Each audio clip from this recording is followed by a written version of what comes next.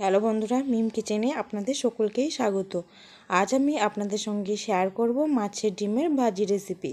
এইভাবে মাছের ডিম ভাজি করলে খেতে দারুণ লাগে আর খুবই সহজভাবে অল্প উপকরণ দিয়ে আজকের রেসিপিটা তৈরি করব। আশা করছি আজকের রেসিপি আপনাদের ভালো লাগবে। ভালো লাগলে একটা লাইক করবেন। তো চলুন দেখে নেওয়া যাক আজকের রেসিপি।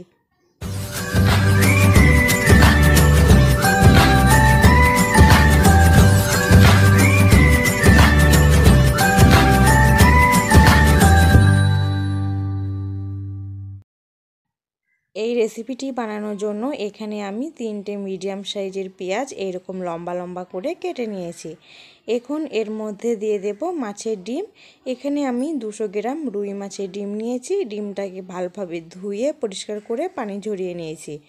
এখন এর মধ্যে দিয়ে দিচ্ছি 1 চামচ আদা রসুন বাটা, আর দিয়ে দেব হাফ চা চামচ হলুদ গুঁড়ো, হাফ চা চামচ লঙ্কার গুঁড়ো, হাফ চা চামচ ভাজা জিরের গুঁড়ো, আর 1/4 চা চামচ গরম মশলার গুঁড়ো, আর স্বাদ মতো লবণ। গরম মশলাটা দিলে মাছের ডিমের যে একটা গন্ধ থাকে সেটা আর থাকবে না। এবার সমস্ত উপকরণগুলো হাত দিয়ে ভালোভাবে মিশিয়ে নেব।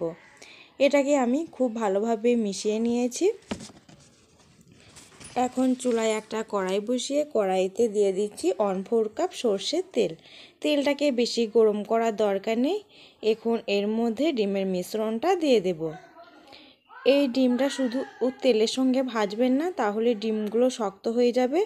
আমি এর মধ্যে অল্প কিছুটা পানি দিয়ে দেব।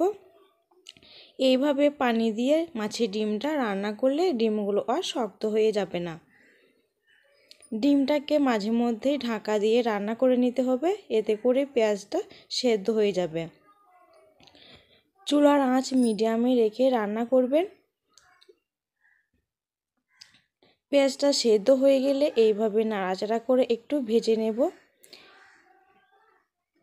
এখন এর মধ্যে দিয়ে দেব 3টে কাঁচা লঙ্কা কুচি, তবে ঝালটা নিজেদের পছন্দ অনুযায়ী দেবেন।